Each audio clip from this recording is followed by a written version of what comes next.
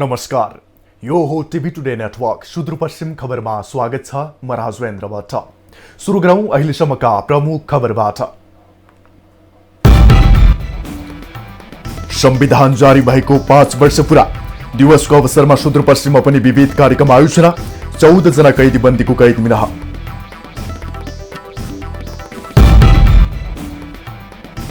असोज 5 गतेदेखि आन्तरिक हवाई उडान सुरु हुने। धनगढी विमानस्थलमा पनि नियमित उडानको तयारी। स्वास्थ्य मापदण्डको पूर्ण पालना गरिने। सुदूरपश्चिममा कोरोना संक्रमितको संख्या 7,000 नजिक। शनिबार थप 39 जनामा कोरोना संक्रमण पुष्टि। उपचारपछि निको हुनेको संख्या 6,000 माथि। शुक्लभाडा राष्ट्रिय निकुञ्जमा सुरक्षामा चुनौती थपिँदै। चोरी तस्करी बढ्यो। लकडाउन अवधिमा 3,000 बढी पक्राउ।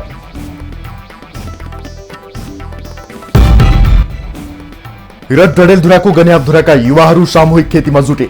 100 रोपनी जमिनमा तरकारी खेती सुरु। गाउँपालिकाको समेत आर्थिक तथा प्राविधिक सहयोग।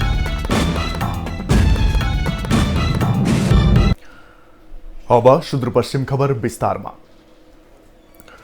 नेपालमा संविधान जारी भएको 5 वर्ष पूरा भएको छ। संविधान दिवसको अवसरमा शनिबार काठमाडौँको टुडेखेल र सातै प्रदेशमा विभिन्न कार्यक्रमको आयोजना गरिएको छ।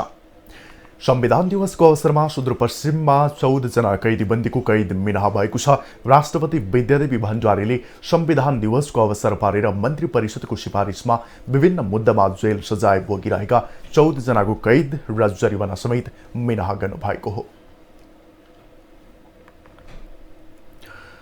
कञ्चनपुरको बेतकोट नगरपालिकाले पार्कमा वृक्षरोपण गरेर 5औं संविधान दिवस मनाएको छ। नगरपालिकाका कर्मचारी, जनप्रतिनिधि, राजनैतिक दलका स्थानीय प्रतिनिधि तथा सञ्चारकर्मीहरू लगायतको उपस्थितिमा नगर उद्यानमा वृक्षरोपण गरी कार्यक्रम मनाइएको हो। कार्यक्रममा बोल्दै नगरपालिकाका प्रमुख अशोक कुमार चान्दले नेपालको संविधान निर्माणमा जनताको ठूलो बलिदान र सङ्घर्ष रहेको बताउनुभयो। र एउटा बलिदानीपूर्ण सङ्घर्षबाट सबै राजनीतिक पार्टीहरूको एउटा सहकार्य, संवाद र त्यो किसिमको एउटा यो आन्दोलनलाई एउटा उत्कर्षमा पुगाएपछि यो एउटा संस्थागत संविधान निर्माण गरेको दिन पनि हो। त्यसले गर्दाखेरि पनि आगामी दिनहरूमा पनि यो संविधान दिवस हामीले मनाइरहँदा नेपालका राजनीतिक पार्टीहरू, जुन एउटा राजनीतिक पार्टीहरूले सबैको महत्त्वपूर्ण भूमिका रहेको छ, चाहे संविधान बनाउने कुरामा, चाहे संविधानलाई कार्यान्वयन गर्ने सन्दर्भमा, र चाहे 3वटा तहका सरकारहरू, संघीय सरकार, प्रदेश सरकार र स्थानीय सरकारलाई बलियो र समृद्ध बनाउने कुरामा र देशलाई विकासलाई उन्मुख गराउने दिशामा जसरी राजनीतिक पार्टीहरू एकताबद्ध भएर सहकार्यबाट हामीले यो एउटा उपलब्धिको दिन पनि हो। त्यसकारणले गर्दाखेरि आज नगरपालिकाका प्रमुख प्रशासकीय अधिकृत पदमराज भट्टले कोरोना महामारीलाई मध्यनजर गर्दै सामान्य रूपमा पार्कमा वृक्षरोपण गरी 5औं संविधान दिवस मनाएको जानकारी दिनुभयो।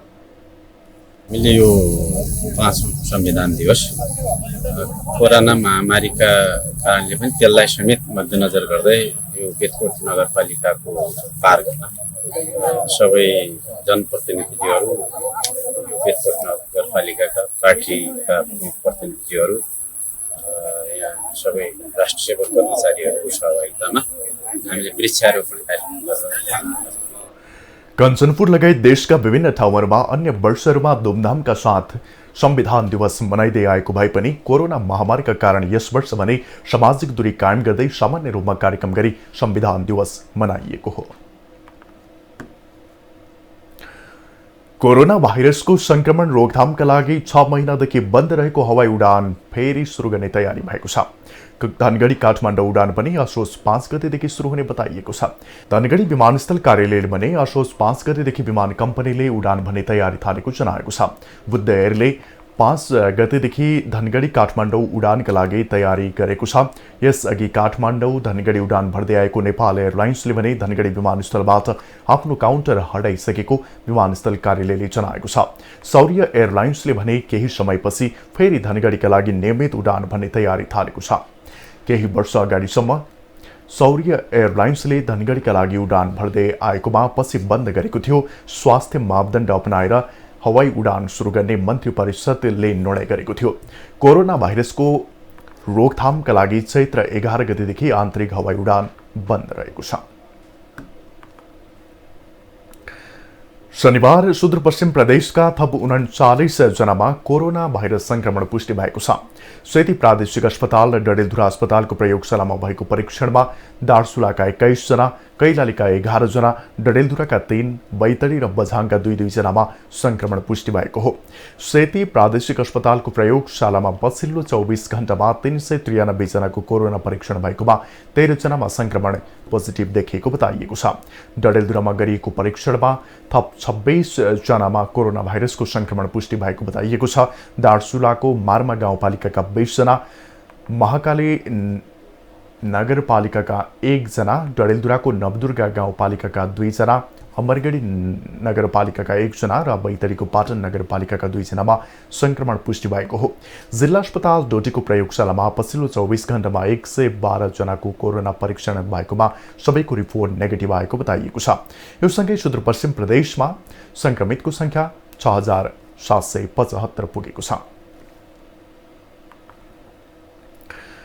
कैलालीको गोदावरी नगरपालिकामा सुविधा सम्पन्न बाल उद्यान निर्माण हुने भएको छ। गोदावरी नगरपालिका 1 भरतपुर टोलमा बालबालिकाहरूलाई लक्षित गरी बाल उद्यान निर्माण गरिन लागेको हो। एक रिपोर्ट।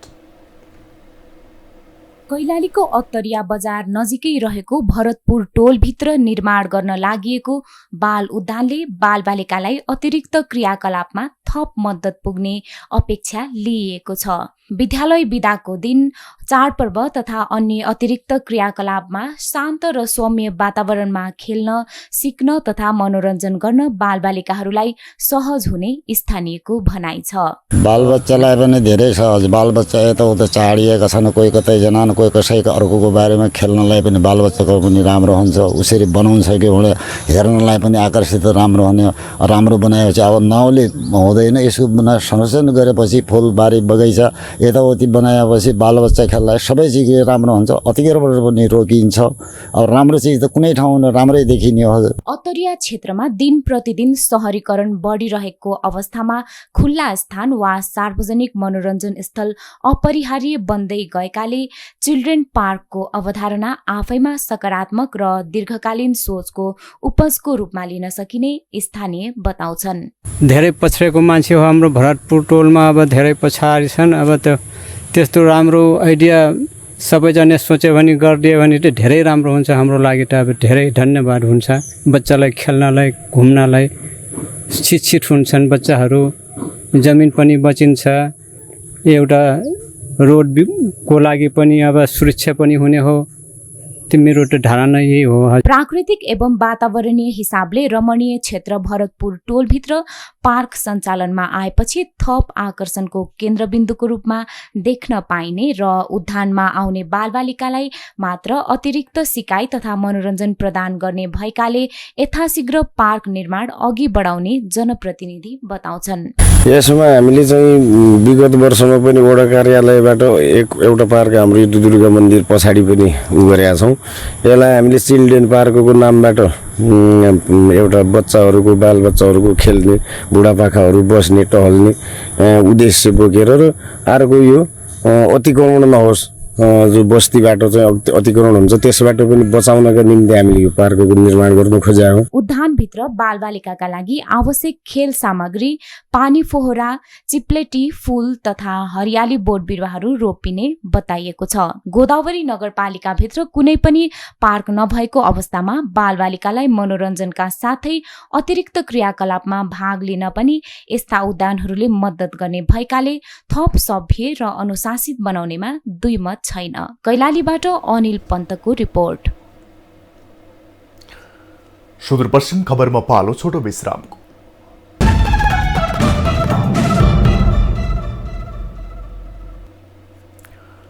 अब बाँकी खबर। जिल्ला प्रशासन कार्यालय बैतडीले राष्ट्रिय परिचय पत्र वितरण गर्ने कार्यक्रम अन्तर्गत विवरण सङ्कलनको काम सुरु गरेको छ। दशरथ चन्द नगरपालिकाका उपप्रमुख मीना चन्दको फोटो खिचेर आवश्यक व्यक्तिगत विवरण सङ्कलन गरी सो कामको सुरु गरिएको हो। उपप्रमुखसहित 3 जनाको विवरण सङ्कलन गरिएको जिल्ला प्रशासन कार्यालय बैतडीले जनाएको छ। सङ्कलन कार्य सुरु भएको जानकारी गराउँदै सहायक प्रमुख जिल्लाधिकारी लोकेन्द्र सिंह नेगीले राष्ट्रिय परिचय पत्रले व्यक्तिका सबै विवरण बुझाउने हुँदा सबैले पत्र बनाउनु पर्ने बताउनुभयो। राष्ट्रिय परिचय पत्रका लागि विवरण सङ्कलनको काम सुरु भएकाले विवरण सङ्कलन गराउन बैतडीका प्रमुख जिल्ला अधिकारी मोहनराज जोशीले जिल्लावासीहरूलाई आग्रह गर्नुभएको छ। परिचय पत्रका लागि विवरण भर्न सम्बन्धित व्यक्ति, बुवा र आमाको नागरिकता र शैक्षिक योग्यताका प्रमाणपत्र पनि सक्कलै लिएर आउन जिल्ला प्रशासन कार्यालयले अनुरोध गरेको छ। दार्चुलाको अभिहिमाल गाउँपालिकाले असोज 5 गते सोमबारदेखि विद्यालय खोल्ने निर्णय गरेको छ। लकडाउनका कारण गत चैत्र पहिलो सत्रदेखि बन्द रहेका शैक्षिक संस्थाहरूलाई आंशिक रूपमा सञ्चालन गर्ने निर्णय गरिएको हो। शैक्षिक संस्थाहरू खोल्न आवश्यक तयारी थालिएको अभिहिमाल गाउँपालिकाले जनाएको छ। हालसम्म अभिहिमाल गाउँपालिकामा कसैलाई पनि कोरोना संक्रमण पुष्टि भएको छैन। क्वारेन्टाइन बनाइएका विद्यालयहरूमा सेनिटाइजर छर्केर सरसफाई समेत गरिएको छ। गाउँपालिका कोरोना मुक्त रहेको कारण स्वास्थ्य सुरक्षाका मापदण्ड लागू गरेर असोज 5 गतेबाट विद्यालय सञ्चालनमा ल्याउने निर्णय गरिएको गाउँपालिकाले जनाएको छ। कञ्चनपुरको सुगलाफाटा राष्ट्रिय निकुञ्जमा पछिल्लो समय सुरक्षामा चुनौती थपिएको छ। निकुञ्जमा हुने चोरी, तस्करी लगायतका गैरकानूनी कार्य बढ्न थालेपछि निकुञ्ज क्षेत्रमा थप चुनौती थपिएको हो। एक रिपोर्ट। प्राकृतिक रूपले 12 सिंगाको विशेष झुण्डका नामले चिनिने कञ्चनपुरको शुक्लाफाटा राष्ट्रिय निकुञ्जमा चोरी तस्करी बढेको छ। निकुञ्ज कार्यालयका अनुसार कोभिडका कारण भएको लकडाउन पछि मात्रै निकुञ्जमा अवैध क्रियाकलापमा संलग्न 3000 बढीलाई पक्राउ गरिएको छ। निकुञ्ज सुरक्षामा चुनौती थपिएसँगै नेपाली सेनाको देवीदल गढले रातिको समयमा पनि गस्ती बढाएको छ। नजिकै जोडिएको हाम्रो छिमेकी देश भारतको अर्को एउटा पिलबित टाइगर रिजर्भ भन्ने छ। जङ्गली जनावरहरू चाहिँ त्यो ठाउँबाट वारी आउने र पारी जाने क्रम भइरहन्छ। त्यसको साथसाथै अब कतिपय ठाउँहरू चाहिँ अहिले बर्खाको समयमा प्लस लकडाउन पनि भएको कारणले गर्दाखेरि चाहिँ एकदम पानीहरू भएको, त्यस पछाडि अग्लो झाडीहरू भएकोले चाहिँ हामीले त्यो ठाउँमा चाहिँ फुट पट्रोलहरू गर्न सकिरहेका छैनौँ र यो ग्यापलाई चाहिँ हामीले महसुस गरेर हामीले उक्त ठाउँहरूमा चाहिँ जुन सिमानाको बोर्डरमा हिँडेर जान नसक्ने ठाउँमा चाहिँ एलिफेन्ट पट्रोलहरू गर्ने गरेका छौँ। त्यसै गरी उक्त स्थानको वरिपरि भएको ओपी अब्जर्भेसन पोस्टहरूबाट चाहिँ हामीले मोनिटर गर्ने मुख्य नाकाहरूमा चाहिँ हामीले जनावरहरूको हरकत मोनिटर गर्ने त्यसरी चाहिँ कार्य गरिरहेका छौँ। सेनासँगै निकुञ्ज कार्यालयले 30 वटा जासुसी क्यामेरा समेत जडान गरेको छ। निकुञ्ज वरिपरिको भाग गाउँले घेरिएको हुँदा निकुञ्जको सुरक्षामा चुनौती थपिएको छ। साउन महिना यता मात्रै निकुञ्जमा पसेर गैर कानूनी कार्य गर्ने मध्ये केहीलाई मुद्दा पनि लगाएको छ। राष्ट्रिय निकुञ्जको वरिपरि मानव बस्तीले घेरिएको छ र एकातिर चाहिँ इन्डियाको चाहिँ क्षेत्रले घेरिएको छ।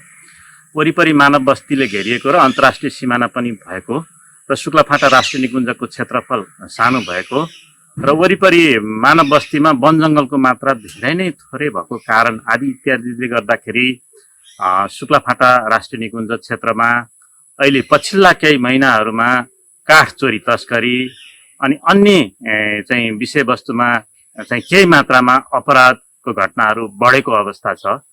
अहिले साउन महिना यतादेखि 2077 सालको साउन महिना यतादेखि मात्रै हाम्रो राष्ट्रिय निकुञ्ज कार्यालयमा 8 वटा मुद्दा दर्ता भइसकेका छन्। सुरक्षाको लागि निकुञ्ज क्षेत्रमा सेना र 32 वटा वन्यजन्तु सुरक्षा पोस्ट राखिएका छन्। कञ्चनपुरबाट चन्द्रकान्त जोशीको रिपोर्ट। सुदूरपश्चिम खबरमा फेरि छोटो विश्राम।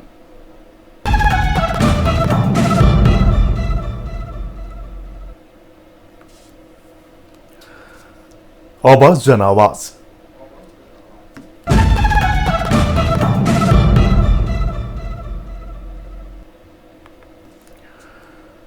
नेपालको अर्थतन्त्र विकासमा सहकारी क्षेत्रको योगदान ठूलो रहेको छ। सहकारीको मुख्य उद्देश्य आर्थिक सहकारिताको माध्यमबाट समाजका निम्न वर्गीय गरिब जनसमुदायको जीवनस्तर उकासी सामाजिक न्याय र समानता दिलाउनु पनि मानिन्छ। तर पछिल्लो समय सहकारी क्षेत्रमा विभिन्न किसिमका समस्या देखिन थालेका छन्। सहकारीहरूले दिने सेवाप्रति कतिको सन्तुष्ट हुनुहुन्छ त भनी हामीले विभिन्न सहकारीका सदस्यहरूलाई सोधेका छौँ। खासमा भन्ने भनेपछि अहिले कोरोना भाइरस अर्थात् कोभिड-19ले विश्व नै एउटा चर्कित भएको छ। यसै गरी सहकारीलाई पनि यसले धेरै फरक गरेको छ भन्नाले जसरी पहिले हामीले चाहिँ बजार प्रतिनिधिले ट्याक्कै पहिलेभन्दा ट्याक्कै आधी आएको छ कि बचत बुझ्ने अब पसल बसमा जाने हो भनेपछि उहाँहरूले कोरोना छ भनेर पैसै नदिने अनि किस्ता सबैको किस्ता प्रायः सबैको किस्ता भाग्न आएको छ। अब के छ भन्नाले उहाँले खरिद बिक्री नै केही हुँदैन भन्नुहुन्छ। अब साह्रै नै गाह्रो छ अहिले त सहकारी क्षेत्रलाई निकै प्रभाव पारेको छ। यसमा सम्बन्धित निकायले के गर्नुपर्ला जस्तो लाग्छ? सम्बन्धित निकायले अब त्यही हो ब्याज मिलाइ गयो भने समग्रमा सहकारी लगायत सम्पूर्णलाई चाहिँ राहत हुन्थ्यो। सहकारी संस्थाहरूमा त अब त्यो बचतदेखि लिएर पुरानो ऋणलाई रिकभरको लागि नै समस्या भइरहेको छ। समस्याहरूले समयमा आफ्नो ब्याज किस्ताहरू चाहिँ बुझाउन सकिरहेको छैन। यस्तै समस्याहरू चाहिँ दैनिक बचतहरू व्यापार छैन, बचतहरू उठिरहेको छैन मार्केटबाट। सम्बन्धित निकायलाई त अब मेन कुरा त यो व्यवसायहरूलाई चाहिँ केही राहतका सरकारले चाहिँ राहतका केही कार्यक्रमहरू ल्याउनु पर्ने हुन्छ। यो अर्थतन्त्रलाई चाहिँ अलि चलायमान गराउन चाहिँ सरकारले चाहिँ राहतका प्याकेजहरू चाहिँ गर्दा चाहिँ सहज हुन्छ। कोरोना भाइरसले देशभरै नराम्रो असर पारेको छ होइन। त्यसले गर्दा सङ्घ संस्थाहरूमा पनि धेरै गाह्रो भइरहेछ। कामकाज गर्न गाह्रो छ। अहिले दैनिक बचत सङ्कलन गर्न पनि साह्रै गाह्रो छ। अफिस पसलहरू बन्द भएको कारणले ऋण किस्ता उठाउनु पनि गाह्रो छ। भन्न पनि मिलेन, धेरै महिना भइसक्यो बन्द भएको होइन, 6-7 महिना भइसक्यो। ग्राहकहरूलाई पनि कसरी भन्ने किस्ता हाल्नुहोस्, ब्याज हाल्नुहोस् भनेर हामीले पनि बुझ्नुपर्ने कुरा हो होइन। त्यही भएर तर पनि के गर्ने, हामीले बचत फिर्ता त गर्नै पर्ने हुन्छ। त्यही भएर लगानी गरेको ऋण त उठाउनु पर्यो, त्यति नै हो। अहिलेको यो विश्वभरि नै फैलिरहेको कोभिड-19ले गर्दा हरेक क्षेत्रमा प्रभाव त त्यत्तिकै परेको छ। त्यसमा पनि हामी हाम्रो यो सहकारी क्षेत्रमा धेरै नै प्रभाव परेको छ। सहकारीहरू पूर्ण रूपमा बजारसँग नै सम्बन्धित हुने भएकाले पनि एकदमै समस्या देखिएको हो। 6 महिनादेखि बजार व्यवसायहरू ठप्प छन्। त्यसकारण समयमा कर्जा उठिरहेको चाहिँ छैन। कर्जामा ब्याजमा विशेष छुट दिँदा पनि कर्जा समयमा उठ्न सकेको अवस्था छैन। तर पनि कर्जाहरू उठ्न सकेको अवस्था चाहिँ छैन र ऋणीलाई धेरै फोर्स गर्न सकिने अवस्था पनि अहिले छैन। त्यही कारणले अहिले हामी कर्जाहरूलाई रिन्यू गर्दै र विशेष ब्याजमा छुट गराउँदै अहिले अगाडि बढिरहेका छौँ। तथापि पनि अहिलेको अवस्थामा सहकारी क्षेत्रहरू चाहिँ एकदमै समस्यामा भने छन्। अब आर्थिक खबर।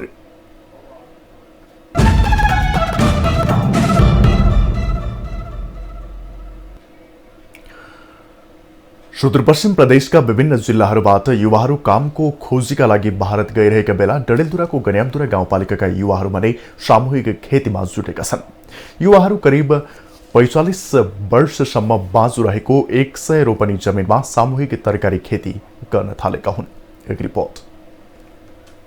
भारतबाट घर फर्किएका डडेलधुराको गन्यामधुरा गाउँपालिका 4 का युवाहरू सामूहिक तरकारी खेती गर्न थालेका छन्।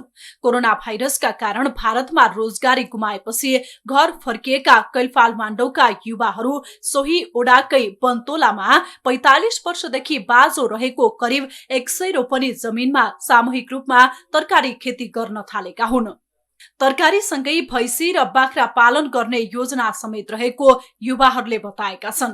चाहिँ कोरोना कालले चैत 10 गते म घर आएपछि चाहिँ म 6 महिना घरमा बसेँ, के गर्न सकिनँ। अरू खाने जीविका केही भएन। त्यही भएर कसरी लागौँ भनेर म आफ्नो चाहिँ हाम्रो 6-7 परिवारलाई मिलेर यो चाहिँ बाँझोका लागि खनेर हामी अहिले चाहिँ फर्स्ट हाम्रो चाहिँ सोच भनेको चाहिँ यहाँ आलु फलाएर देखाउने हो। त्यसमा चाहिँ बिस्तारै हामी के अरू तरकारी फलाउँछौँ होइन। यसबाट स्थानीय करिब 30 जनाले रोजगारी पाएका छन्।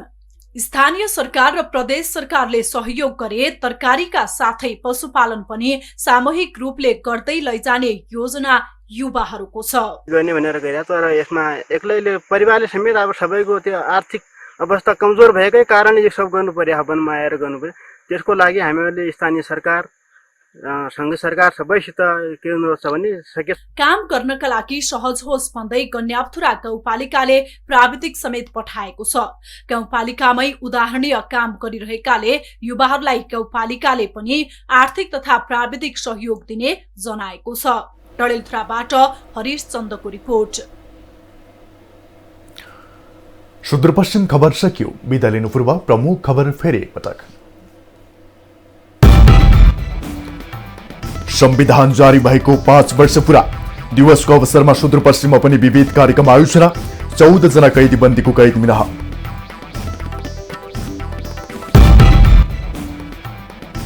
असोज 5 गतेदेखि आन्तरिक हवाई उडान सुरु हुने। धनगढी विमानस्थलमा पनि नियमित उडानको तयारी। स्वास्थ्य मापदण्डको पूर्ण पालना गरिने।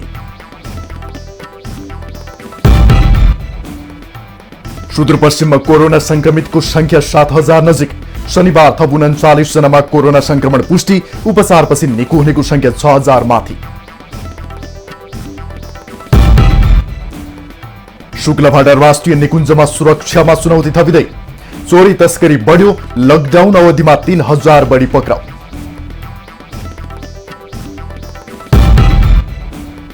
र डडेलधुराको गन्याथुराका युवाहरू सामूहिक खेतीमा जुटे। 100 रोपनी जमिनमा तरकारी खेती सुरु। गाउँपालिकाको समेत आर्थिक तथा प्राविधिक सहयोग।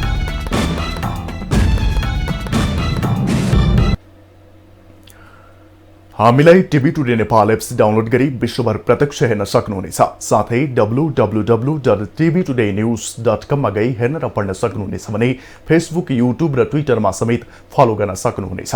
विकास, निर्माण र जनसरोकारका विषयमा हाम्रो आवाज जारी छ। अहिलेलाई सम्पूर्ण सुदूरपश्चिम खबर युनिटका साथ म राजेन्द्र भट्ट पनि बिदा चाहन्छु। टिभी टुडे HD हेर्दै गर्नुहोला। नमस्कार।